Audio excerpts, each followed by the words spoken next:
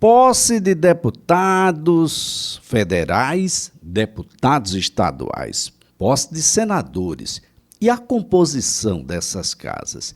Quem de fato será o presidente do Senado Federal? A disputa é muito grande, bem diferente aí tanto da Câmara Federal quanto da Assembleia Legislativa aqui no estado de Alagoas. Será que vale muita contação de história por lá? Professora Luciana Santana, cientista política, que está conosco. Um bom dia. Bom dia, Elias. Bom dia a todas as pessoas que estão acompanhando. Satisfação estar aqui com vocês novamente. Vai ter muita contação de história lá, professora? Porque não está fácil a coisa por lá. Pois é. A situação em Brasília é de disputa ali voto a voto, especialmente no Senado, né? Então, é uma disputa por espaços de poder que são espaços não pouco relevantes, são muito relevantes, né? Então, isso faz com que essa disputa seja mais acirrada. Na Câmara, a gente tem uma situação muito confortável, né? Muito previsível do que vai acontecer. De qualquer forma, há sinalizações importantes, né? A partir também daquele quantitativo de votos ali que Arthur Lira deve ter na votação dessa tarde. Bom, no Senado, nós estamos aí no quarto turno de uma eleição que parece não terminar nunca, professora. Exatamente. A gente tem aí resquícios da eleição de 2022, então uma disputa muito intensa entre aliados do ex-presidente Jair Bolsonaro de um lado, né, disputando aí, tentando reverter aí uma situação mais favorável que o atual presidente, Rodrigo Pacheco, ele tem aí à sua disposição, que hoje é o candidato apoiado pelo presidente Lula, né? Então há esse embate muito claro aí entre aqueles aliados de Lula e aliados de Jair Bolsonaro. Bem, professora, já dá para a gente ter uma ideia com a composição dessas casas, qual é o rumo que o Brasil está tomando? A gente vai ter uma ideia se a gente está mais à direita, mais à esquerda, mais centro, como é que deve se comportar as casas legislativas em relação ao executivo e quais são as grandes pautas que a gente deve ter nesse ano, principalmente nesse ano inicial, o ano de 2023? Bom, o Legislativo Federal, né, ele sempre teve uma composição muito voltada para o centro, né, o centro do espectro ideológico. Com a composição que saiu das urnas em 2022, a gente viu uma inclinação maior à direita do espectro ideológico. Então, ali, se a gente pensar, né, a posição dos partidos, a gente consegue ver ali, e diria que a gente teria aí pautas mais favoráveis de serem aprovadas se elas dialogarem ali, né, com políticas mais neoliberais e até mais conservadoras do ponto de vista mais moral, né, de temas morais. Mas o que a gente precisa entender é como que o legislativo funciona de fato, né? E o legislativo, ele tende a buscar o governismo. Então, ele anda conforme, né, o jogo está sendo jogado. Então, há uma expectativa de que a gente tenha aí um legislativo que vá apoiar o governo Lula, né, e que vai, em alguma medida, até pelo posicionamento que a gente viu, o comportamento, né, do presidente Arthur Lira, tentar também ter protagonismo. E aí a gente vai ver ao longo aí de 2 anos, né, que é o tempo de mandato, várias estratégias para que ele e seus aliados tenham benefícios, né, na relação com o executivo. Então, se não tem orçamento secreto, provavelmente a gente vai ver novas estratégias sendo adotadas para favorecer essa base aí de apoio que está ali dentro do espectro ideológico da centro-direita. No Senado, a gente tem claramente hoje uma situação mais delicada para o governo, né? Ele vai encontrar uma oposição muito mais ferrenha, tanto daqueles que são aliados diretos do ex-presidente Jair Bolsonaro e que vão defender pautas de costume, pautas morais, e até ali incomodar decisões e até o comportamento do judiciário, como a gente tem ali também aqueles ex-lavajatistas, né, aqueles senadores que se elegeram, né, e que ainda permanecem em uma defesa muito grande do que foi a Lava Jato. Então esses dois grupos vão incomodar, né, no Senado, então não vai ter muita vida fácil para o governo Lula no Senado não, mesmo se, né, Rodrigo Pacheco for reeleito hoje. Bem, nós temos algumas despedidas hoje do Senado de membros da Casa que cumpriram um papel importante durante a história da República, principalmente das últimas 3 décadas. Eu falo de Álvaro Dias, do Podemos, do Paraná, eu falo de Fernando Bezerra, do MDB de Pernambuco, de Fernando Collor, do PTB de Alagoas, de José Serra, do PSDB de São Paulo.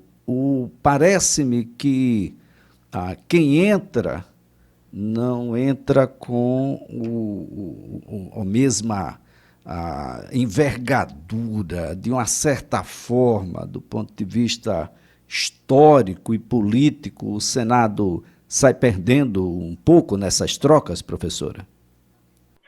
A gente tem despedida, além desses nomes, e realmente são nomes importantes e que tiveram um papel importante, seja eles fazendo parte de algum governo ou seja eles atuando na oposição, né? Bom, a gente sempre lembrar, né, que é um comportamento legislativo importante, independente, né, do lugar que eles ocuparam, né?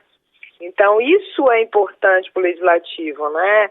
Que haja efetivamente pessoas ali, né, senadores comprometidos com a fiscalização, com o olhar ali para os atos, mas principalmente para as omissões do Poder Executivo, para que efetivamente, né, haja responsabilização por parte desses, né, dos poderes da República, porque eles funcionem adequadamente.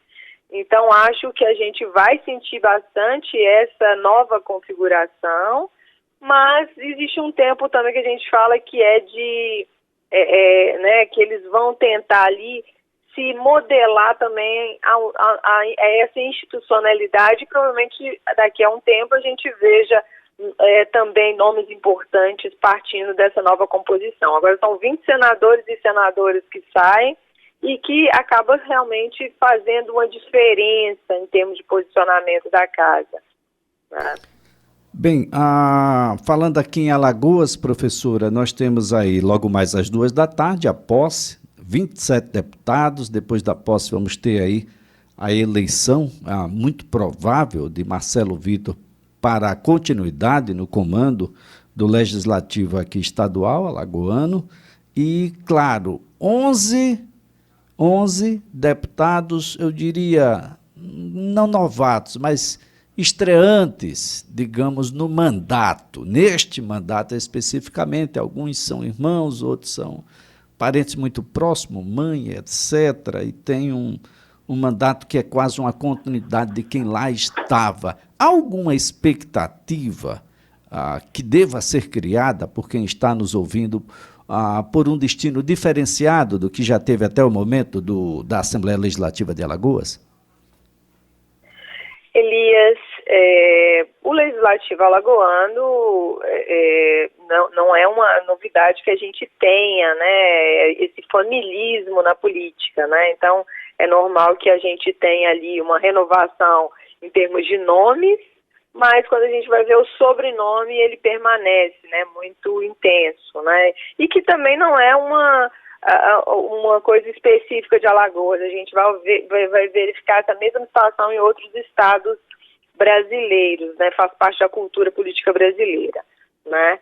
De qualquer forma, diferentemente do que a gente viu nos últimos 4 anos, a gente tem aí hoje uma Assembleia muito mais governista do que Renan Filho teve no seu segundo mandato. Isso faz com que haja uma expectativa grande que o governador Paulo Dantas possa se sentir mais bem contemplados em suas demandas ali frente ao Legislativo, né? Então, especialmente nos primeiros meses, né, desse novo mandato legislativo, é esperado que haja ali uma grande interlocução, uma vontade, pelo menos, por parte do Executivo de aprovar a sua agenda, e acredito que nessa conformação, e até por Paulo Dantas ser um egresso desse Legislativo alagoano, ele possa ser bem sucedido nessa tarefa. Muito bem, professor. Então temos aí uma situação, uma certa harmonia, né, pela própria composição política que foi feita durante a eleição do ano passado. O partido MDB, ele detém não só 2 senadores da República, além do governador do estado, mas praticamente 2/3 da Assembleia Legislativa de Alagoas. Isso, pelo menos do ponto de vista estadual, pode garantir uma estabilidade durante um período maior do que em outras épocas, não é, doutora? Sim, a princípio essa é a situação, né? Então a expectativa é que essa estabilidade aí ela aconteça, e claro, no mundo da política a estabilidade é sempre vem acompanhada ali do que vai acontecer, né? Então relações também podem ser estremecidas ao longo desse processo, mas hoje a situação é muito confortável ali para o governo de Alagoas, então essa estabilidade dentro do estado parece que tende a vingar ou se prolongar por um tempo maior.